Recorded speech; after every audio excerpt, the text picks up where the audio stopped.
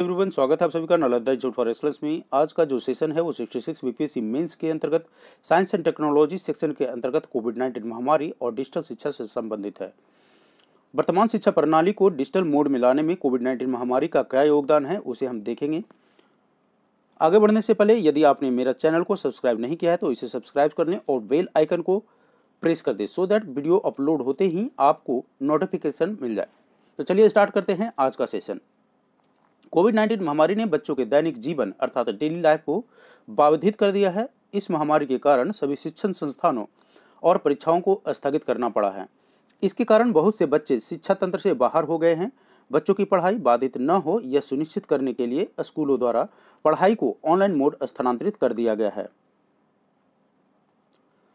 वर्तमान में जब इस महामारी के पठन पाठन की प्रक्रिया को ऑनलाइन मोड में ले जाने के लिए विवश किया है, ऐसे में शिक्षा क्षेत्र को एक अभूतपूर्व चुनौती का सामना करना पड़ रहा है। जहां कई छात्र अपना अधिकांश समय मोबाइल या कंप्यूटर स्क्रीन के सामने बिताते हैं, वहीं कई अन्य इंटरनेट या स्मार्टफोन जैसे उपकरणों की अनुपलब्धता या इससे जुड़ी अन्य चुनौतियों के कारण पढ़ाई में पिछड़ रहे हैं। वर्ष 2017-18 के नेशनल सैंपल सर्वे के आंकड़ा को अगर हम देखें तो देश के मात्र 15% ग्रामीण घरों में इंटरनेट की सुविधा उपलब्ध थी, जबकि शहरी घरों के मामले में यह दर जो थी वो 42% थी। अतः ई लर्निंग प्रणाली के तहत हुए इस बदलाव ने एक नई बहस को छेड़ दी है कि क्या इस बदलाव से छात्रों को सीखने में मदद मिली है या इससे उनके विकास, सामाजिक और भावनात्मक कल्याण में बाधा उत्पन्न हुई है। इससे भी महत्वपूर्ण प्रश्न यह है कि क्या यह नया माध्यम वास्तव में शिक्षा के सभी आयामों को पूर्ति करता है या नहीं। डिजिटल शिक्षा की अगर हम बात करें तो डिजिटल शिक्षा को हम इस तरह से डिफाइन कर सकते हैं। डिजिटल शिक्षा पठन पाठन के दौरान डिजिटल उपकरणों तथा प्रौद्योगिकी का अभिनव उपयोग है। इसे अक्सर टेक्नोलॉजी संवर्धित लर्निंग अर्थात ई लर्निंग के रूप में भी संदर्भित किया जाता है। डिजिटल प्रौद्योगिकियों का उपयोग शिक्षकों को उनके द्वारा पढ़ाए जाने वाले पाठ्यक्रमों में सीखने की प्रक्रिया को अधिक आकर्षक बनाने का अवसर प्रदान करता है और यह मिश्रित या पूरी तरह से ऑनलाइन पाठ्यक्रमों व कार्यक्रमों का रूप ले सकता है। एक रक्षक के रूप में प्रौद्योगिकी को अगर हम देखें तो सबसे पहले उसके सब हेडिंग के रूप में हम लचीलापन को देख सकते हैं। ऑनलाइन शिक्षा छात्र और शिक्षक दोनों को सीखने की गति निर्धारित करने में सक्षम बनाती है।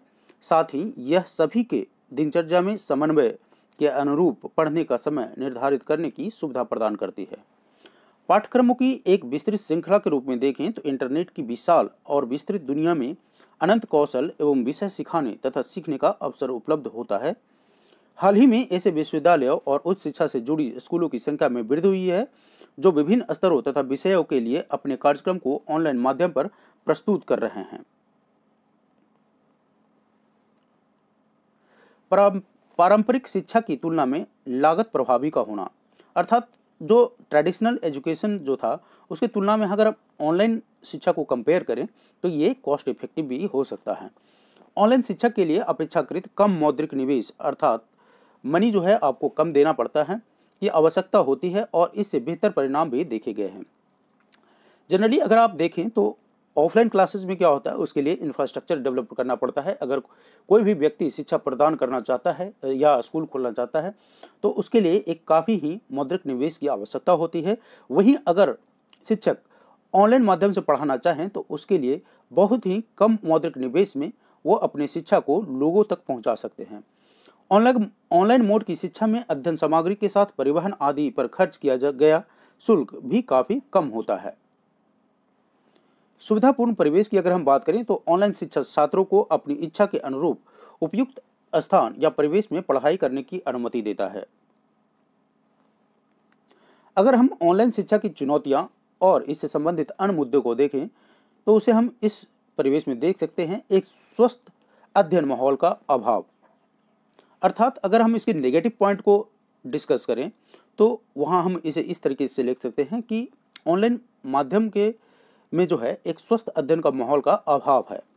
शिक्षा केवल कक्षाओं के संचालन तक सीमित नहीं है बल्कि इसका उद्देश्य बातचीत, विचारों को व्यापक बनाने और मुक्त विचार विमर्श आदि को बढ़ावा देना है। छात्र चुनौतीपूर्ण सामूहिक कार्यों और साथ मिलकर समस्याओं के समाधान के दौरान एक दूसरे से अधिक सीखते हैं।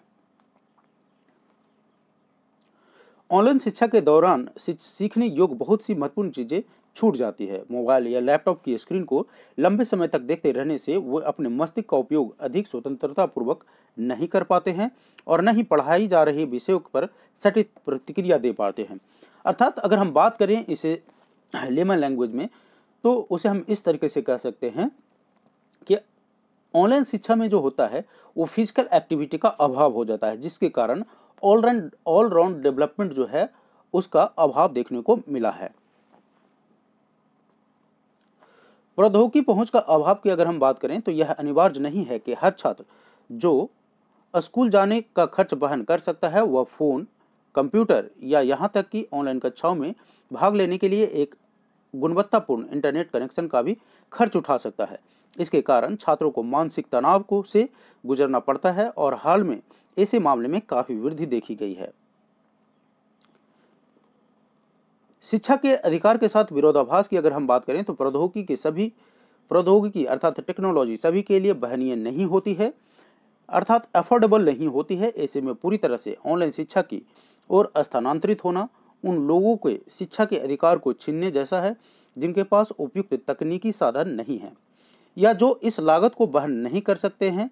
अतः इस दृष्टिकोण से देखा जाए तो शिक्षा के डिजिटलीकरण की बात करने वाली राष्ट्रीय शिक्षा नीति यानी नेशनल एजुकेशन पॉलिसी भी शिक्षा के अधिकार के विपरीत प्रतीत होती है।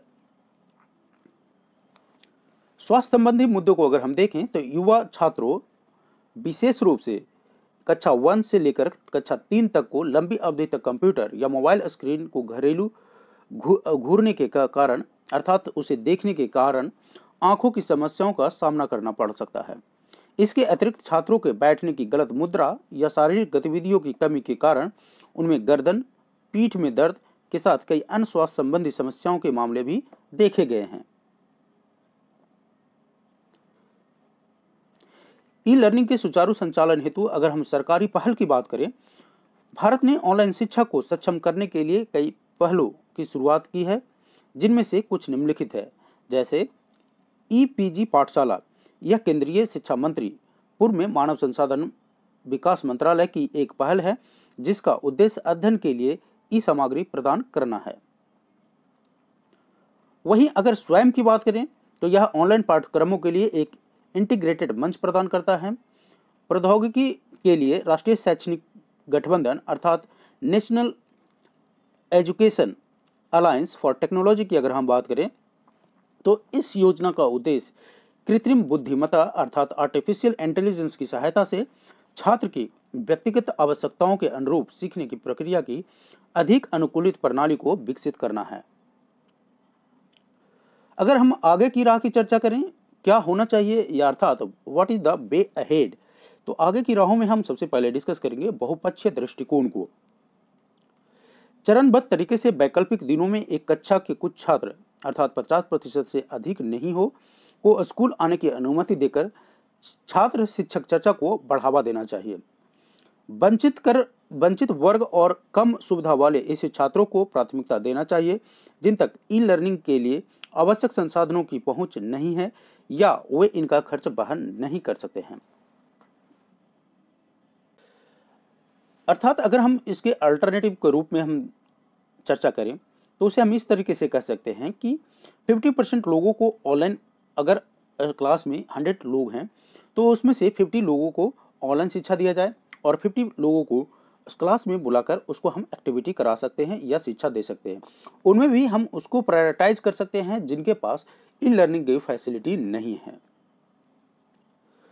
प्रत्येक बच्चा के लिए मौलिक अधिकार के रूप में समान रूप से अच्छी गुणवत्तापूर्ण शिक्षा की उपलब्धता सुनिश्चित करने हेतु वास्तविक प्रयासों को बढ़ावा दिया जाना चाहिए। अगर हम ऑनलाइन शिक्षा को अधिक प्रभावी बनाने की बात करें तो लंबे एक तरफा और नीरस संवाद की बजाय छोटे परंतु गुणवत्तापूर्ण विचार विमर्श को प्राथमिकता दी जानी चाहिए। शिक्षक की भूमिका कक्षा को नियंत्रित करने तक सीमित न रखते हुए ज्ञान के हस्तांतरण की सुविधा प्रदान करने वाले एक मार्गदर्शक के रूप में विस्तारित की जानी चाहिए। रचनात्मक अर्थात स्ट्रक्चरल विकास पर ध्यान देन जो है केंद्रित करना चाहिए। शिक्षा किसी छात्र द्वारा एक पाठ्यक्रम विशेष में अपनी क्षमता का प्रदर्शन करने तक सीमित नहीं है, बल्कि इसका उद्देश्य छात्र को आवश्यक ज्ञानार्जन के साथ अपनी रचनात्मकता क्षमता को बढ़ाने का अवसर प्रदान करना है।